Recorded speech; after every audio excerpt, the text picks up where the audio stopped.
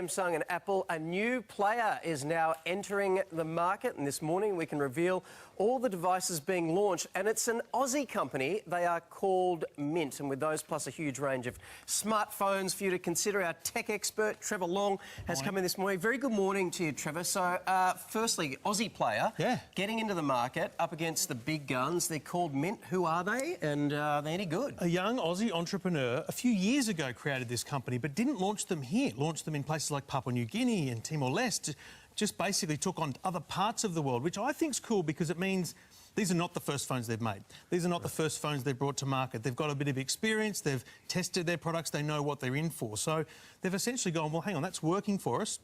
Let's create a whole new range. So this is a whole new range that will work for the Australian market, and they're launching next week here. All right, they've got 4 phones under $400. So what sort of competition are we talking about in this range of the market? Oh, this is a packed space. So there's 14 phones here. I've gone a little bit crazy. Yeah. Every single one of these phones is under $400, right? So if we look here, these are all under $200, OK? Now, this is a great starting point, the Alcatel 1X. It's $179. It's a great little phone, nice and easy to hold, great little camera, but not really the top-end phone. You've got to remember, these are lacking in something somewhere along the way. Every phone is.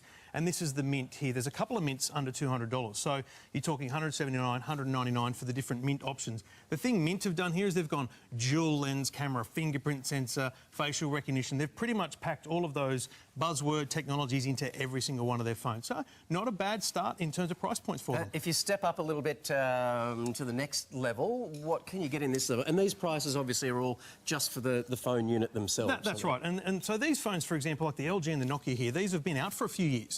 But these are the prices I found them at retail stores in Australia up against the launch prices for the Mint. So the Mint here is $235. Now, the camera's going to be slightly better, the performance is going to be better, the screen's going to be better. These are the things that start to go up a level as you start to go up the price point. But again, this is a 4G capable phone, 3,000 milliamp hour battery, which means you're going to get all-day performance, and you're only spending just a couple of dollars over $200. So outright price, and these are the phones that people are not buying on contracts. You're buying these phones outright and you're owning them for the whole life. And here's the thing I noticed too, just in the retail, I opened these last night. They come with a little case and a screen protector as well. Spending $200 and you're getting a little plastic case and a screen protector. I like that because most people are going to struggle. If it's not an Apple or a Samsung, you're going to struggle to find those cases at retail stores. OK, so these sort of phones around these prices, I guess that would be great if you're looking at buying a phone for the kids, perhaps? Spot on. This to me is the price point for kids, especially first phones. My son Jackson, for example, this is the Alcatel 3. It's $279. He's 12, he's in high school. He used this phone for a week, won't give it back to me because it's fine, it's great, it does everything it needs to do. Now, to be clear, he didn't come from a $2,000 phone to that. He had a couple of $100 phone and got to try this one. Great camera, great screen, looks good, it's lightweight. I mean, these are all quite beautiful as well. They've got a nice colour to them. They're shiny blue. They're different colours. They're metallic silver. They put a lot into the design. So that's the Mint version there at about $265. So again, under $300. I think this is a great price point for kids, first phones, high school. OK, so being a dad myself with young kids. This is kind of going off the grid a little bit, but what age would you recommend buying a phone for a kid? Everyone's different, but in our household, we went high school. Once you get into high school, you're travelling more, you're probably catching the bus there, you might be walking home. You've also got a little bit of independence after school, you might be going to the shops. That's when, as a parent, it's really about when you as a parent want your kid to be contactable and have a little bit of independence. So that's when we went, high school's the tipping point. It also makes it easy for the other kids, because then you remember it was high school. You don't have to debate about what age it was. So, you don't have to, but critically, don't spend $1,000 on your kid's first phone because they're going to break it, they're going to lose it, and these things are much easier to replace when it's only a few $100s. All right, now stepping up to one level above, what have you got here for us? So this is the close to $400 range, between $300 and $400. Now, the Mint in this bunch is $399. Now, I use this for a week. It's a beautiful phone. It has a triple lens camera on the back, and that's what you're getting in a $2,000 phone. The Huawei's, the Samsungs of the world, $2,000 phones have triple lens cameras, fingerprint sensor, facial recognition,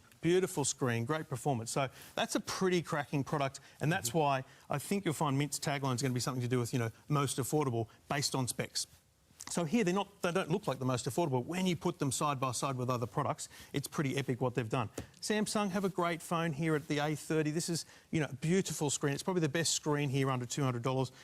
A good pick, though, is the Huawei. Huawei make a great phone. This is high performance, beautiful camera. And this is where, you know, for $400, honestly, this is not kids. This is everything anyone at any price point, any age, needs in a smartphone. So what are you not getting in these that you're getting in a $2,000 phone? The only difference is the cameras go up another level, the screens go up another level, the resolution of the screens. But honestly, in date, I used this phone here for like 3 months. You don't notice it in day-to-day use. It's only when you take it to a holiday and you're taking snaps and you're comparing it with your partner who's got a $2,000 phone. But those snaps, I don't want to break it to you, they're going on Facebook and Instagram. They're not going to look any different to anyone. So $400 for a brand new Aussie phone on the market and a bunch of other options around it. This is a really great category and a great price point for everyone to look at. All right, terrific, Trev. There's some great advice there. Good to see an Aussie company in the market fighting the big guys as well, Georgie.